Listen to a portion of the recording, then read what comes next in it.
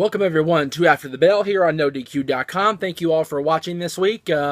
Wearing the t-shirt today is Hulk Hogan's birthday. Happy birthday to the one and only Hulkster.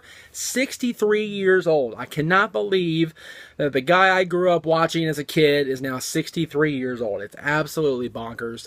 Can't believe it. Also need to shout out to the gateway upstairs to my dear departed grandmother, who would be 87 today, or she's still alive. Grandma Lucille, we love you. We miss you. Happy birthday.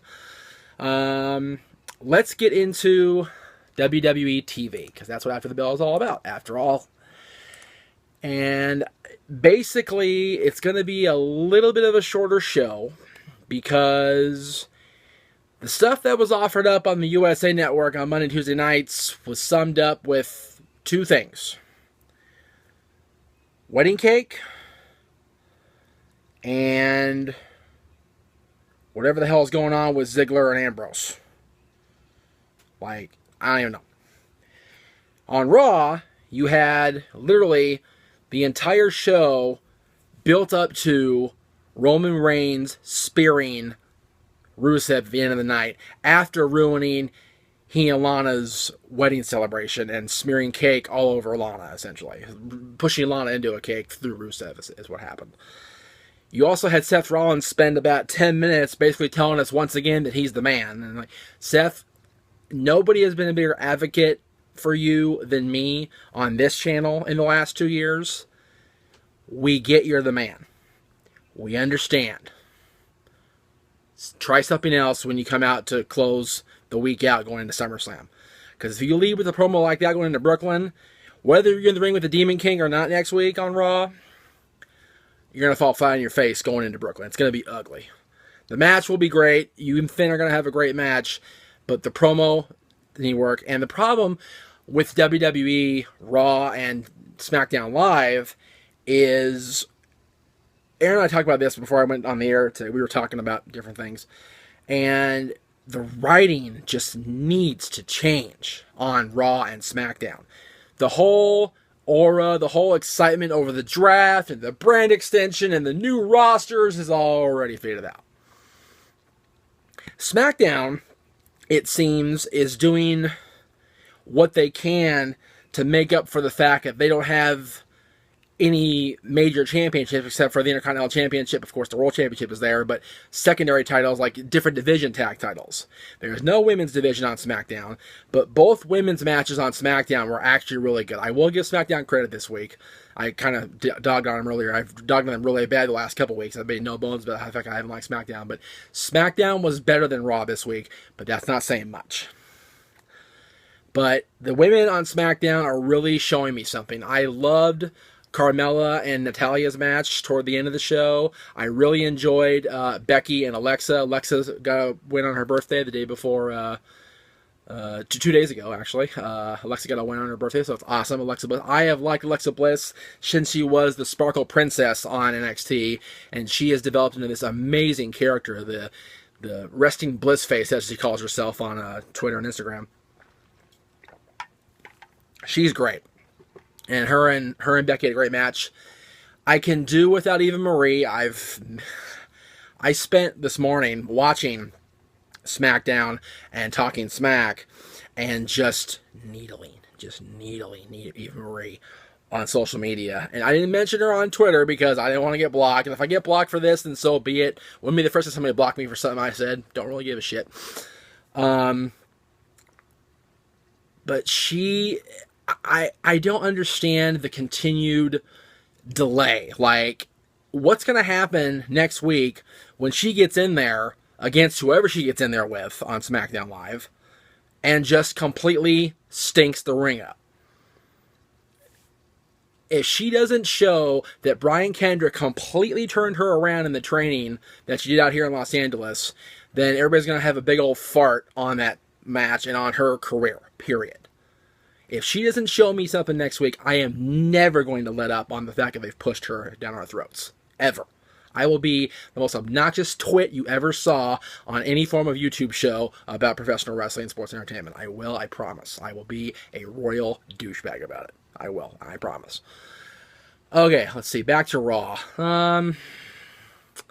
like I said, I don't really remember much of anything except for I remember Puff Daddy being on there. He was on there a couple times, or at least once with the New Day, and I did like the Gallows Anderson doctor thing. That was kind of funny, but I honestly don't feel that they need to be funny. I think that's WWE's whole problem. They take serious characters like Gallows and Anderson, like I will give Goldberg credit for his WCW accomplishments, but WWE brought him in, and what was it, week 2, he was in a Goldust wig. Totally killed his momentum as a badass beast. No offense to Brock Lesnar, obviously. You know, that's the one thing they've been consistent about with Brock Lesnar. They never really allowed him to go too far into the absurd and too far into the funny side. They always kept Brock pretty serious. Even when he was feuding with Eddie Guerrero, wearing the, sombrero, doing the whole thing, or when he was, being a goofy friend of Kurt Angle, he maintained that serious aura. And that's been the presentation of Brock Lesnar very much from the beginning.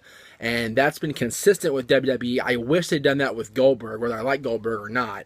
And I wish they would do that with Gallows Anderson and even AJ Styles. They've made the three of them look like a bunch of goofs. And Cena embarrassed AJ last week, cutting him down with a promo. Although AJ did recover and did a very masterful job with his promo, saying, you're either a loser or you're a liar, which is so good. It's so tuned in to where I wanted that feud with Cena and AJ to go last week. Nothing from them this week. So I was like, okay, I guess. But other than that, I'm not really impressed with the USA Network WWE shows this week. So I'm going to dive into my favorite show of the week. Well, not this week, but in general, NXT. I loved the Bayley Asuka contract signing. I know contract signings usually go haywire and there's shenanigans, there's some sort of battle, but these two ladies were just intense. These two ladies just got in the ring, signed that contract. Bayley showed a dark side, and I loved it. Bayley showed intensity, and I loved it. She refused to shake Asuka's hand more than once, and literally bumped her out of the way, leaving the ring after the contract signing, and dared Asuka to come after her when she went back in the ring, and Asuka just kind of held the belt up, gave her a stare down, and walked right by her. Why are the WWE women not booked like this more often? This is seriously, the whole women's division, WWE, whether it be Raw, SmackDown, NXT, whatever, is seriously Travis's and my wet dream when it came to what we were doing with Wild. Oh my God. If we'd have been allowed to book these girls, we ran the show, so let me be honest. If we'd had the foresight to book a women's division like this, we'd still be going. And kudos, I know, to Triple H for bringing up the NXT girls and letting them revitalize Raw and SmackDown women division-wise, and for the continued evolution of Bayley and the presence of Asuka. Oh my God, I love the women's division right now in WWE, period. All three levels, all three shows. So good.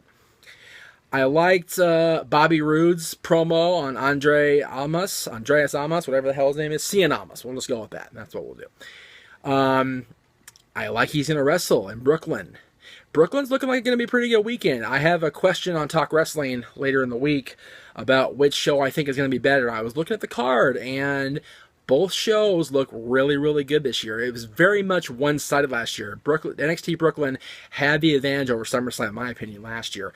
But this year, it's really neck and neck with both shows. But we'll get to that on Talk Wrestling.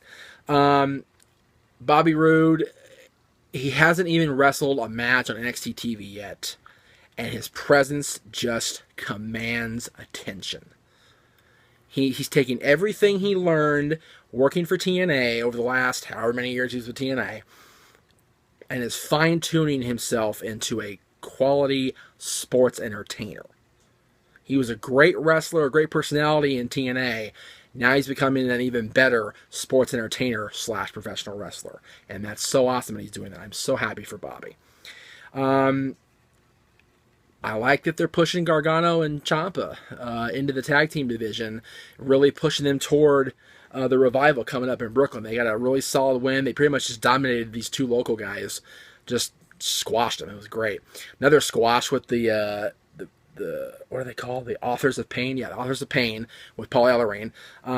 Like to see those guys do more than just squat. I like to see them in a match. I get they're trying to build the intensity, build the heat, but let's see him do something constructive. Let's see Paul Ellering cut a promo. Just saying. Can't decide if I like the last segment of NXT or not because you had Joe and Mojo Rawley, and Mojo Rawley seemed like a serious threat because he was pissed and it was awesome. But Joe looked like a punk after that because Nakamura came out, security separated Joe from Nakamura, not separated them both, but separated Joe from Nakamura, and Nakamura just kept poking the bear, and pissing Joe off. And Samoa Joe and TNA would have broken through those guys and beat the shit out of Nakamura. He would have done it. I didn't like that. I think Joe could have been booked a lot better going into the final stretch here for Brooklyn against Nakamura. Alright, let me get into the best show of the week. The Cruiserweight Classic. 2 matches in 1 hour. That's all it was. And it was awesome. Grand Metalik and Tajiri nearly tore the house down. Tajiri's, like 45 years old, a 23-year career, and he's still doing the stuff he's doing? Guy is a stud. And Grand Metalik had an unbelievable win. Probably the biggest win of his career at this point, as far as in the United States of America. So, kudos to him. But my goodness, Kota Ibushi and Cedric Alexander had, in my 26-year almost career of watching professional wrestling, had the best WWE presented match in my time watching wrestling. These two guys put on an absolute clinic of back and forth, every kind of style, every kind of technique, every kind of everything. You need to stop watching this show for just a few minutes and go watch that match. It's like almost 20 minutes long. Go watch that match, come back here, and debate me, tell me I'm wrong. Because that match was unbe-fucking-leavable. Go watch it. Please, go watch it. If the Cruiserweight Classic continues like this the rest of the way, these guys are going to steal the show on Monday nights again. Like they did with Nitro all those years ago. Because they're going to be on Raw in the Cruiserweight division. And Stephanie and Mick have... whoever's really booking Rob, I'm just saying, storyline-wise, Stephanie and Mick Foley have an opportunity here to really revitalize cruiserweight wrestling in the United States. Because it was pushed down. I mean, they had Hornswoggle be the last cruiserweight champion. Oh my God. What a shot in the ass that was. Complete, not shot in the ass, a blow to the brains is what it was. Terrible. Hopefully, this Cruiserweight Classic will invite more opportunity for more people. We saw the cheers to Cedric Alexander. If you didn't watch it, Triple H came out to the cheers of please sign Cedric, and Triple H came out and went, we could do that. And he brought him back. It was such a cool moment for this young guy who's been doing this for so long. And Triple H just made his night. He made our night as fans watching. So it was very awesome. Unbelievable. Just... I almost wish NXT and the Cruiserweight Classic were all WWE presented for a while. Because that would entice me to watch every single week, no matter what. I literally got home from a concert at 11 o'clock last night, put on the DVR and watched SmackDown for 2 hours, almost fell asleep despite having a Coke this big. A huge, large cup of Coca-Cola from Jack in the Box, Easy Ice. And then I went into the living room and turned on the network on the Roku and watched 2 hours of the greatest stuff I've seen in weeks. And I sat there at the end of those 4 hours and I just went, what in the hell is wrong with this picture? Why are the main roster, if you want to call them that, seeming not enhanced enough, not utilized well. They're just kind of there. SummerSlam is a stacked card. The matches themselves are going to be good in Brooklyn on the 21st. No doubt about that. But the build-up, much like to WrestleMania when I started to walk away from this, has been lackluster. I hope the go-home shows next week prove me wrong. Anyway, that's all for After the Bell. Again, happy birthday, Hulk Hogan. Thank you guys for watching. We will see you later in the week with your questions answered on Talk Wrestling. Bye-bye.